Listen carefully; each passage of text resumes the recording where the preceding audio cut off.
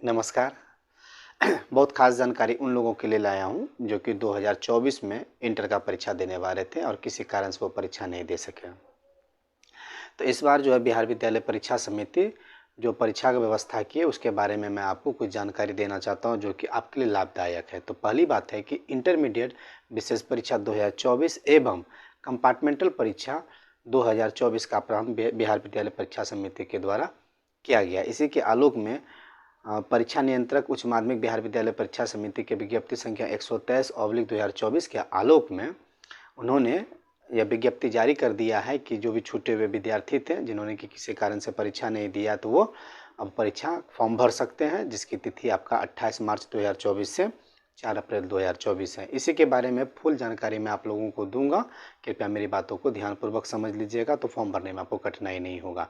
पहली बात है कि इस परीक्षा में जो शामिल होंगे उनके लिए एक सत्र ही तय किया गया है, यानी कि आपका जो पंजीकरण है उसकी वैधता कब तक है पहले इसके बारे में आप जान लीजिए। तो इसमें वो तरह के परीक्षार्थी शामिल हो सकते हैं जिनका कि सत्र 2020-22, 21-23 एवं 2022 और 24 रहेगा। इतने ही सत्र के या इतने ही पंजीयन वर्ष के विद्यार्थी इस परीक्षा में शामिल हो सकेंगे। अब मैं आगे की ओर बात बढ़ता हूँ।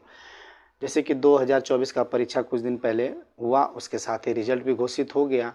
इस परीक्षा में शामिल होने के लिए वैसे विद्यार्थी जो कि कारण जो भी हो, मैं उस पर ज़्यादा डीपली नहीं जाऊंगा, जो कि किसी कारण से इस परीक्षा में शामिल नहीं हो सके लेकिन उन्होंने विद्यालय स्तर पे या कॉलेज स्तर पर सेंटअप परीक्षा दी है और सेंटअप परीक्षा उत्तीर्ण हो गए हैं और उनका फॉर्म नहीं भरा गया जिसके कारण उसका एडमिट कार्ड नहीं आया, तो वैसे विद्यार्थी पुनः इस परीक्षा में शामिल हो सकते हैं। उनके लिए यह परीक्षा विशेष परीक्षा के रूप में कहलाएगा। तो वह विद्यार्थी जब परीक्षा में शामिल होंगे और उसका जो रिजल्ट होगा वह रिजल्ट का जो प्राप्तांक होगा, जो श्रेणी होगा या उनको जो लाभ दिया जाता है वो सारी लाभ जो कि इसके पहले वाले परीक्षा में यानी कुछ दिन पहले जो रिजल्ट आउट हुआ जो उनको सुविधा दे होगा ये सुविधा इनको भी दे होगा। एकदम क्लियर कटबद्ध है। जो सुविधा उन विद्यार्थियों को प्राप्त था वो सुविधा इनको भी प्राप्त होगा। अब आगे की बात मैं बताता हूँ। पूर्ववर्ती के कुछ ऐसे भी स्टूडेंट हैं जो कि उसका भी एक सत्र है जिसका सत्र मैं आपको बता देता हूँ 2020-22 और 2021-23 रहेगा। अगर इस दोनों के बीच में कोई विद्यार्थी है और किसी कारण से वह एक्स के रूप में फॉर्म नहीं भर सके तो वो भी फॉर्म भर सकते हैं। इसकी भी व्यवस्था बोर्ड के द्वारा कर दी गई है। अब हम इंटरमीडिएट परीक्षा 2024 में वार्षिक सैद्धांतिक परीक्षा 2024 में अनुपस्थित है कुछ दिन पहले जो परीक्षा हुआ उस परीक्षा में किसी कारण से वो फॉर्म भी भर लिए, सेंटअप टेस्ट भी दे दिए थे और वो परीक्षा में शामिल नहीं हो सके, तो वो भी इस परीक्षा में शामिल हो सकते हैं और डिग्री वगैरह प्राप्त कर सकते हैं। अब हम अगर बात करते हैं वैसे भी विद्यार्थी हैं जो कि कंपार्टमेंटल परीक्षा देंगे हैं, तो हाँ कंपार्टमेंटल वाले विद्यार्थी ज़रा मेरी बातों को ध्यान से सुनिएगा। इसमें 2 विषय का परीक्षा होगा, अधिकतम 2 विषय का ही परीक्षा होता है, न्यूनतम 1 विषय का परीक्षा होता है और इसमें अगर आप पास कर जाते हैं इसमें प्राप्तांक तो आपको प्राप्त हो ही जाएगा, श्रेणी और अन्य सुविधाएं दे नहीं होगी। यह आज के दैनिक समाचार पत्र में विज्ञापन के माध्यम से भी सूचित कर दिया गया है कि वैसे विद्यार्थी जो कंपार्टमेंटल परीक्षा में डिग्री लेंगे उन्हें नियमित के तरह श्रेणी और अन्य सुविधाएं दे नहीं होगी। इसका मैं जो PDF है इसे मैं अपने YouTube पे चैनल पे लगा दूंगा।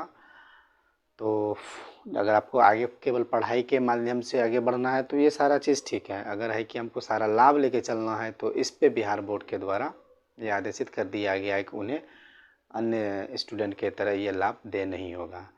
और एक बात मैं बता देना चाहता हूँ, पिछले भी वीडियो में मैंने ये जानकारी आप लोगों को दी थी कि वैसे स्टूडेंट जो कि कंपार्टमेंटल परीक्षा भी दिए और वो स्क्रूटनी के लिए भी दे दिए हैं, तो स्क्रूटनी में भी उसका रिजल्ट बेहतर हो गया और वो कंपार्टमेंटल में भी पास कर गए, तो वैसे स्थिति में उनका पहला वाला रिजल्ट ही मान्य होगा।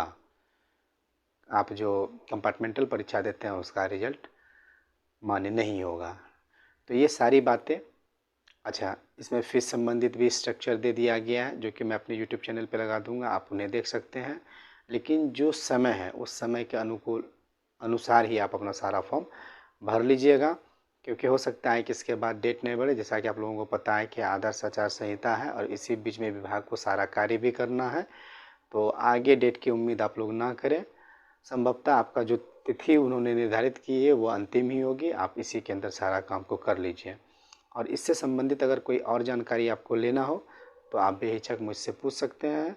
यथासंभव मैं इसे आपको बताने का प्रयास करूंगा। फिर मैं नई सूचना लेकर आप लोगों के पास आता हूं। तब तक मैं आप लोगों से आज्ञा चाहता हूं।